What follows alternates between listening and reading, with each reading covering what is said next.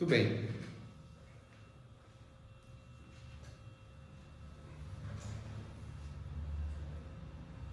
Como a gente conversou, é muito comum que antes de se fazer a escritura definitiva de transferência de um imóvel, se faça primeiro um contrato particular, um contrato preliminar de compra e venda, né? E aí a gente chama isso no dia a dia, na praxe do mercado, ou de compromisso ou de promessa de compra e venda. E aí vamos discutir se tem diferença entre essas duas terminologias. Então, porque alguns chamam de promessa, outros chamam de compromisso. É a mesma coisa, não é? Funciona da seguinte forma: o contrato particular preliminar anterior à efetiva realização da compra e venda, da escritura, né? Porque a escritura é o contrato de compra e venda, assim, propriamente dito, né? O contrato bilateral, sinalagmático, mas que efetivamente é apto a transferir a propriedade mediante seu registro. Mas esse contrato preliminar, o de se comprometer a fazer o contrato definitivo, que é a escritura, ele, seja promessa, seja compromisso, tem essa característica de ser preliminar e cuja finalidade, cujo objeto seja o de fazer um contrato futuro, definitivo, tá?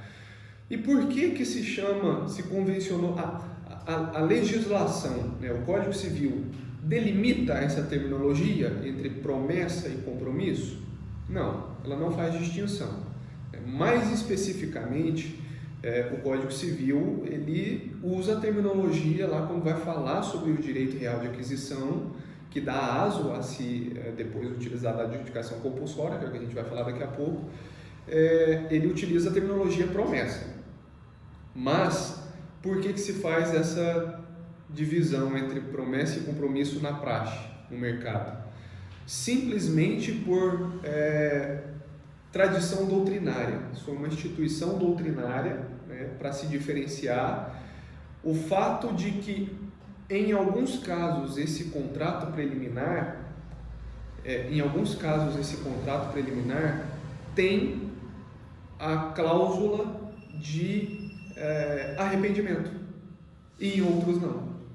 Se o contrato preliminar, cujo objeto é a futura celebração de um contrato definitivo de compra e venda, tiver a cláusula de arrependimento, for passível de ter o arrependimento, é denominado pela doutrina de promessa de compra e venda.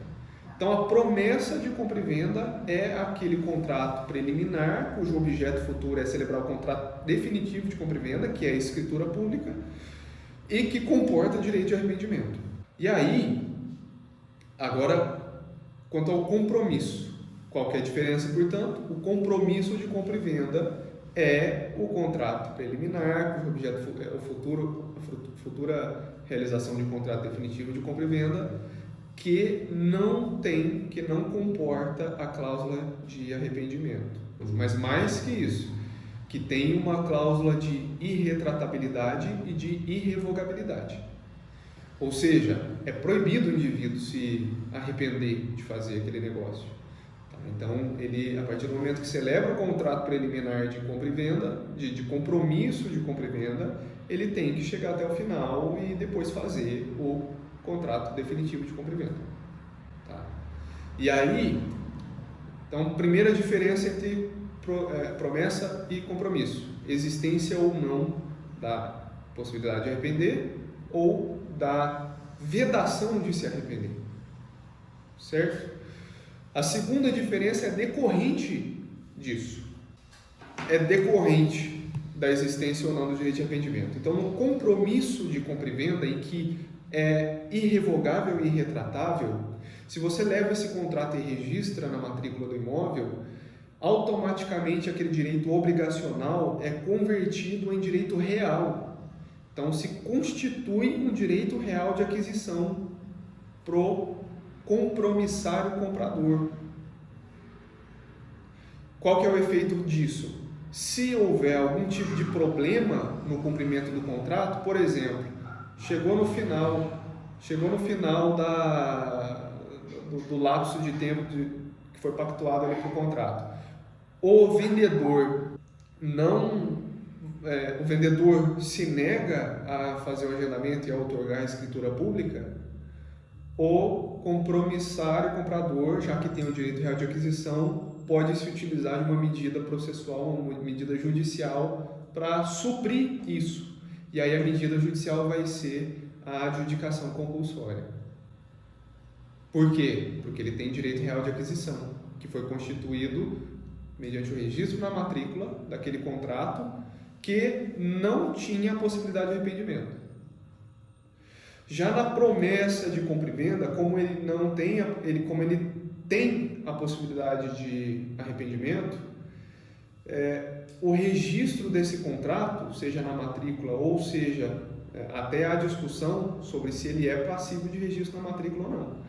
Existem entendimentos pelos quais o contrato de promessa de compra e venda, por não ter a faculdade de arrependimento, não seria passível de ser registrado na matrícula do imóvel, mas apenas estão somente no cartório de registro de títulos e documentos. Tá? E qual que é o efeito disso, portanto? Ele não gera, ele não cria, ele não se converte, não converte aquela obrigação, aquela relação obrigacional em direito real. Não constitui direito real de aquisição. E, portanto, se tem algum problema no decorrer do processo, o adquirente não tem a possibilidade de se utilizar da ação de adjudicação compulsória. Ele tem que se utilizar ou de uma execução de contrato ou obrigação de fazer, ou muitas vezes as duas se confundem, que eu tenho esse contrato de promessa pela qual há uma promessa de depois fazer o contrato definitivo, está tudo em ordem, já pagou, tudo certo, já paguei para ele, quero dizer, né? Mas o vendedor agora não quer outorgar a escritura para mim. Juiz, execute o contrato e faça-o fazer a escritura. Não, como seria no outro, juiz, ele não quer, suplemente, dê para mim uma sentença que substitua a escritura e eu já levo direto no cartório de registro. Tá?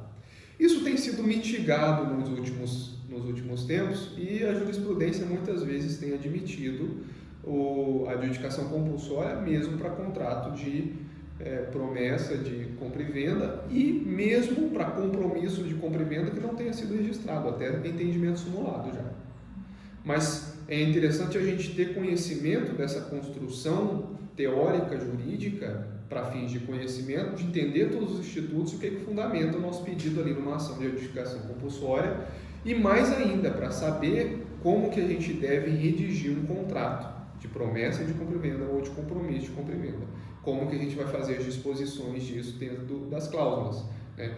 E até existe doutrina, é uma doutrina já clássica, antiga, mas que é super valorizada, que diz que a simples nomenclatura, a simples denominação, ou seja, você simplesmente colocar o título do contrato de compromisso, faz com que ele tenha implícita a impossibilidade de arrependimento. E de você colocar promessa faz com que implicitamente ele tenha a possibilidade de arrependimento. Isso é muito discutível, né? Isso é um entendimento doutrinário clássico, antigo, né? Isso já é muito mitigado pela jurisprudência, mas é interessante de se ter em mente porque por que não já se utilizar a terminologia correta que é utilizada como praxe pela doutrina e pela jurisprudência e dar com isso maior segurança para o negócio que está sendo celebrado e principalmente maior segurança para o seu cliente.